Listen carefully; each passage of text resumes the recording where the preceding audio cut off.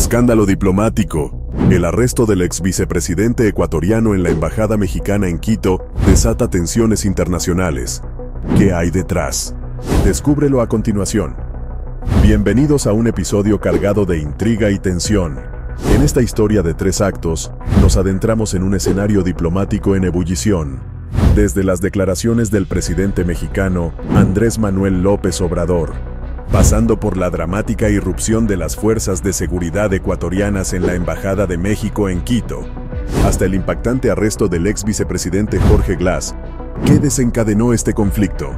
¿Cómo afectará la estabilidad regional?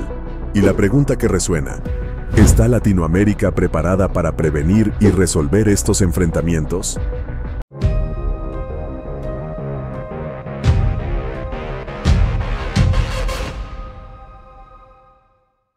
El ambiente enrarecido de Ecuador. El 3 de abril, el presidente mexicano Andrés Manuel López Obrador señaló un giro crucial en las elecciones ecuatorianas, atribuyendo la caída en la intención de voto de la candidata Luisa González a causa del magnicidio del candidato Fernando Villavicencio, quien la criticaba por su vínculo con el correísmo. Esta situación generó lo que AMLO describió como un ambiente enrarecido de violencia, que favoreció el ascenso del ahora presidente Daniel Noboa. Con este cambio en el panorama político, la suerte del ex vicepresidente Jorge Glas parecía sellada. Al día siguiente, la Cancillería ecuatoriana tomó la decisión de declarar persona no grata a la embajadora de México en Quito, Raquel Serur Smith, solicitando su salida del país en un plazo de 72 horas, aunque sin anunciar la ruptura de relaciones diplomáticas. A pesar de esta escalada, México optó por no responder de manera recíproca, en lo que sería el único intento de contener lo que parecía ser inevitable. Mientras tanto, Jorge Glas permanecía refugiado en la embajada mexicana en Quito desde el 17 de diciembre, cuando solicitó asilo. Sin embargo, su situación aún no estaba resuelta. Anticipándose al siguiente movimiento del presidente Noboa, el gobierno mexicano, el 5 de abril, decidió otorgarle asilo político a Glas. En este punto crítico, ambas partes entran en un enfrentamiento legal sobre el estatus de Jorge Glas. Citando la Convención de Asilo Diplomático de 1954, firmada en Caracas bajo el auspicio de la Organización de los Estados Americanos. México destaca el artículo 4 de la Convención, que otorga al Estado asilante la autoridad para calificar la condición del solicitante de asilo. Por otro lado, Ecuador hace hincapié en el artículo 3, que prohíbe el asilo político a individuos acusados de delitos comunes, como las acusaciones que enfrenta Glas por presunta corrupción durante su mandato como vicepresidente. Glas enfrentaba cargos relacionados con la malversación de fondos públicos destinados a la reconstrucción de áreas afectadas por un terremoto en 2016, así como condenas por su implicación en casos de corrupción vinculados a la empresa brasileña Odebrecht. Aunque obtuvo libertad condicional en 2022, su situación legal seguía siendo complicada. Las discrepancias en la interpretación de las leyes de asilo mantenían a Glas retenido, incapaz de viajar a México sin un salvoconducto autorizado por Ecuador, una solicitud que este último país se negaba a conceder. La tensión aumentaba y la Cancillería mexicana denunciaba el hostigamiento hacia su embajada en Quito debido al despliegue de fuerzas policiales y militares en sus alrededores. Esta situación llevó a un punto crítico cuando el presidente López Obrador, sin reservas, acusó a Ecuador de ser responsable de dicho hostigamiento. Finalmente, la noche del viernes 5, Ecuador anunció la detención de Glas, un hecho que México consideró como una escalada inaceptable, lo que llevó a AMLO a ordenar la ruptura de relaciones diplomáticas con el país sudamericano. Ante las acusaciones de Quito sobre la supuesta intervención de México en sus asuntos internos al otorgar asilo a Jorge Glas, surge la pregunta de si estas justifican el ingreso de las fuerzas ecuatorianas a la embajada mexicana. El doctor en Derecho Alejandro Chetman destacó que, independientemente del estatus de Glas dentro de la embajada, la invasión no se justifica ni excusa. En relación con lo que podría considerarse un otorgamiento ilegítimo de asilo, el profesor de la Escuela de Derecho de la Universidad Torcuato Di Tella señaló: que existen remedios proporcionados por el derecho internacional, como la negativa de otorgar un salvoconducto o la posibilidad de que Ecuador demande a México. Sin embargo, subrayó que violar el derecho internacional no puede justificarse como una forma de reparación unilateral. México, por su parte, calificó el operativo como brutal y denunció la violencia física contra el jefe de misión Roberto Canseco, quien fue sometido en el suelo por un uniformado ecuatoriano. Estos eventos intensificaron la tensión diplomática entre ambos países y suscitaron un debate sobre el respeto a los derechos y las normas internacionales en situaciones de conflicto diplomático. El episodio desde el punto de vista del derecho internacional es clarísimo. Ecuador ingresó por la fuerza, incluso hubo maltrato evidente al jefe de la misión mexicana, y así se comete una violación a la Convención de Viena sobre Relaciones Diplomáticas, que establece que los locales de las embajadas son inviolables y tienen inmunidad, y por lo tanto, las fuerzas locales no pueden ingresar sin autorización del Estado extranjero, comentó Chetman sobre el artículo 22 de la Convención. La CIJ ya resolvió un caso parecido, fue el de la Embajada de los Estados Unidos. En Teherán, la CIJ le dio la razón a Estados Unidos, agregó en referencia al episodio que inspiró la película Argo. ¿Cómo crees que influye la ruptura de relaciones diplomáticas entre México y Ecuador en el panorama político y económico de la región? ¿Cuál crees que sería el impacto de este incidente en la percepción y credibilidad de los países y las organizaciones internacionales involucradas? La instancia judicial, reglas muy básicas o el mundo de los gorilas. Mientras Ecuador defendía su decisión de ingresar a la embajada mexicana en Quito, México tomó medidas legales, presentando una denuncia ante la Corte Internacional de Justicia y solicitando a la ONU que suspendiera a Ecuador hasta que ofreciera una disculpa pública y garantizara la reparación del daño moral causado. Sin embargo, Stefan Dujarric, portavoz del secretario general de la ONU, Antonio Gutiérrez, señaló que la suspensión de un país de las Naciones Unidas es una decisión que deben tomar los Estados miembros. Alejandro Chetman ofreció una perspectiva sobre lo que podría esperarse del tribunal con sede en La Haya, indicando que no es probable que la CIJ ordene a Ecuador liberar a Jorge Glass, ya que el ingreso a la embajada no constituye en sí misma una violación. Explicó que en el derecho internacional público no existen sanciones penales para los estados, sino que una constatación de violación puede llevar a medidas como la satisfacción, que debilitaría la posición de las autoridades ecuatorianas en negociaciones internacionales y podría resultar en expulsiones o suspensiones de algunos órganos internacionales. Aunque estas no serían consecuencias directas de la decisión de la CIJ, en cuanto a la posibilidad de solicitar indemnizaciones como reparación adicional, se considera que para casos como estos, su valor no es especialmente significativo. En su lugar, se pueden buscar garantías de no repetición de tales acciones. Aunque México podría obtener una reparación simbólica en la CIJ, Ecuador enfrentaría una pérdida de capital político significativa. De acuerdo con Chetman, esto debilitaría tanto política como jurídicamente a Ecuador en sus relaciones internacionales, al ser percibido como un socio poco confiable que no respeta las reglas fundamentales del derecho internacional. El presidente mexicano, AMLO, instó a una actuación rápida por parte de la justicia y advirtió: si no se respeta el derecho internacional, el mundo se convertirá en el reino de los gorilas. Esta declaración subraya la importancia de mantener el respeto por las normas y los acuerdos internacionales en la comunidad global. ¿Qué implicaciones tiene la posición de la ONU sobre la suspensión de Ecuador en las Naciones Unidas para futuros conflictos diplomáticos? ¿Cuál crees que será el impacto potencial de las posibles medidas tomadas por la CIJ en la reputación y la credibilidad de Ecuador a nivel internacional? La instancia política. Del vaciamiento a la dilución latinoamericana. La semana pasada, la Organización de los Estados Americanos, OEA, salió en defensa de México al condenar enérgicamente la irrupción policial de Ecuador en su embajada en Quito. Esta condena fue seguida de llamados de solidaridad por parte de varios mandatarios en apoyo al gobierno de AMLO. Incluso en México, la reacción fue unánime, con los candidatos a las elecciones presidenciales del 2 de junio, la oficialista Claudia Sheinbaum y los principales opositores, Xóchitl Gálvez y Jorge Álvarez Maínez, expresando su apoyo a la inviolabilidad de la sede diplomática.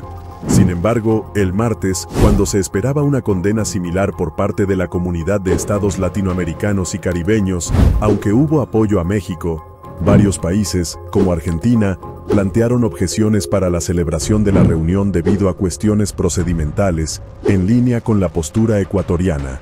A primera vista, podría parecer que el sistema interamericano reaccionó con cierta rapidez y sin demasiadas divisiones, pero es importante reconocer que esta reacción fue una respuesta a una situación límite, lo que sugiere que la solidaridad regional puede ser frágil y sujeta a intereses políticos y procedimentales.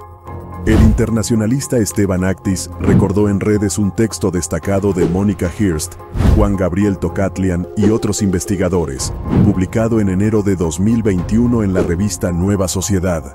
En él, se describía el momento como un periodo de vaciamiento latinoamericano, caracterizado por una ausencia deliberada de acción colectiva de la región. Cuando se le preguntó a la doctora en estudios estratégicos Mónica Hearst si el incidente en la embajada mexicana en Quito podría encuadrarse en esa idea, respondió que están surgiendo casos así en todas partes, mencionando la reciente tensión entre Chile y Venezuela como ejemplo. Esta situación evidencia, según Hearst, un nivel de fragmentación y profundización que indica un quiebre del regionalismo. La especialista adelantó que ella y el mismo grupo de investigadores están trabajando en un nuevo texto que explorará el post-vaciamiento. Para describir este nuevo momento, Hearst introdujo el concepto de dilución del regionalismo, caracterizándolo como un proceso anárquico en el cual la región exhibe una vulnerabilidad y una preparación precaria, además de un poder de agencia casi inexistente para lidiar con este nuevo escenario. En este contexto, la región no se presenta como un actor cohesionado y refleja intrarregionalmente una serie de crisis o situaciones nacionales caracterizadas por una alta tensión y una baja articulación en el ámbito de las políticas exteriores. En el caso del episodio ocurrido en la embajada en Quito, se evidenció la falta de canales de diálogo más efectivos entre los mandatarios que muestran poco interés en tenerlos en cuenta. Según Hearst, esta falta de comunicación se debe a la precariedad del diálogo entre pares. Durante el periodo anterior, caracterizado por el vaciamiento, existía una polarización que generaba relaciones entre pares, como en el caso de Prosur, una articulación de la derecha que buscaba aislar a Venezuela y construir una alternativa a las instituciones regionales previas. En aquel momento, estos países mantenían un diálogo y parecían trabajar en una agenda de coordinación, al igual que los sedimentos progresistas. Sin embargo, esta dinámica se ha desvanecido en ambos lados, con la fragmentación tanto de los progresismos como de la derecha. Ante la dificultad para construir un diálogo regional y la creciente fragmentación, Hearst observa una mayor dispersión, lo que lleva a hablar de dilución del regionalismo. En este contexto anárquico, el derecho internacional, que antes era un consenso, ahora se convierte en la variable de ajuste, ya que los acuerdos y valores regionales se están desmoronando. Cada nueva noticia alimenta este diagnóstico negativo. Al ser preguntadas si las reacciones de la OEA y la CELAC indican que al menos funciona la botonera de emergencia, Hearst señala que solo parece activarse la respuesta más extrema, evidenciando así el punto crítico al que se ha llegado. El botón verde, que representaría una respuesta más constructiva y colaborativa, parece estar fuera de servicio. ¿Qué medidas podrían tomarse para fortalecer los canales de diálogo entre los líderes latinoamericanos y caribeños y fomentar una mayor cooperación regional en un contexto de fragmentación política y tensiones internas?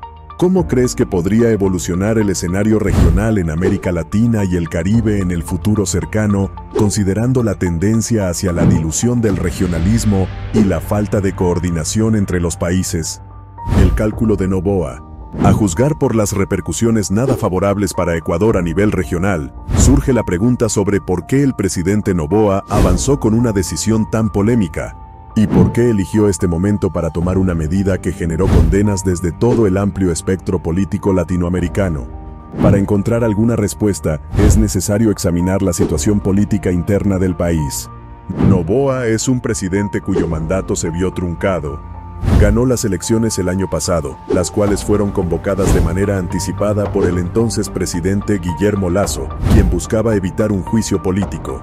Noboa, un empresario de 35 años que se convirtió en el mandatario más joven de Ecuador el año pasado, se enfrenta a elecciones presidenciales en febrero del próximo año. Está bajo una gran presión para mostrar resultados rápidos que puedan revitalizar su posición política. El país enfrenta una crisis de seguridad sin precedentes. Una creciente ola de violencia perpetrada por organizaciones criminales, con un pico de ataques coordinados el 9 de enero, llevó a Noboa a declarar un estado de excepción a principios de año, el cual fue extendido hace 10 días.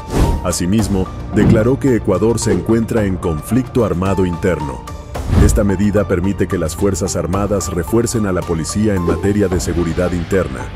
Aunque no existen datos oficiales, según informes del diario El País en marzo, Ecuador pasó de registrar 40 homicidios diarios a tan solo 12, lo que representa una reducción de más del 60%. Sin embargo, los secuestros y la extorsión parecen haber aumentado significativamente, y en las últimas horas se reportó el asesinato de un alcalde en el sur del país, siendo este el segundo funcionario local que muere en circunstancias similares en un mes.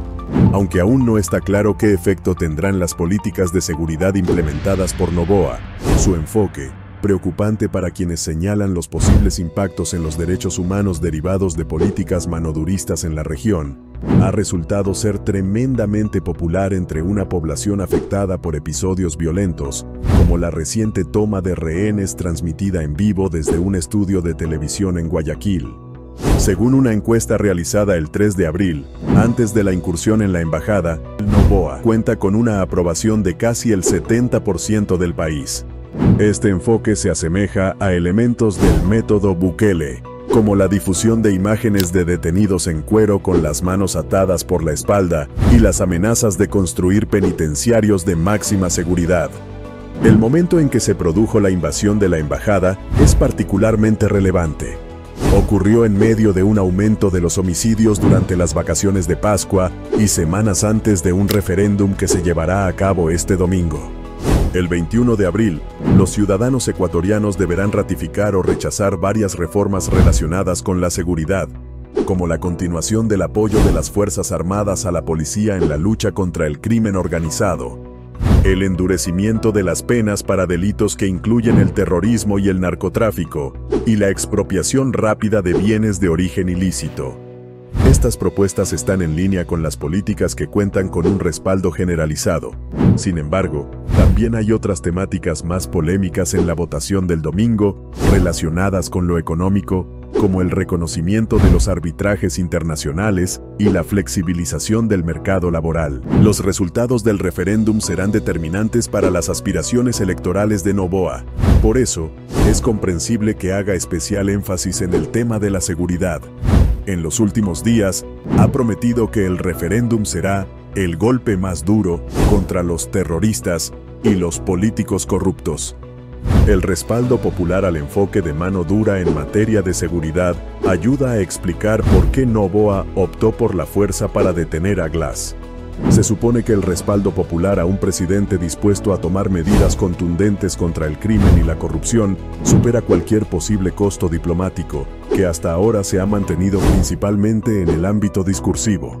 No obstante, el ataque directo contra Glass, una figura prominente del movimiento correísta, podría resultar peligroso para Noboa.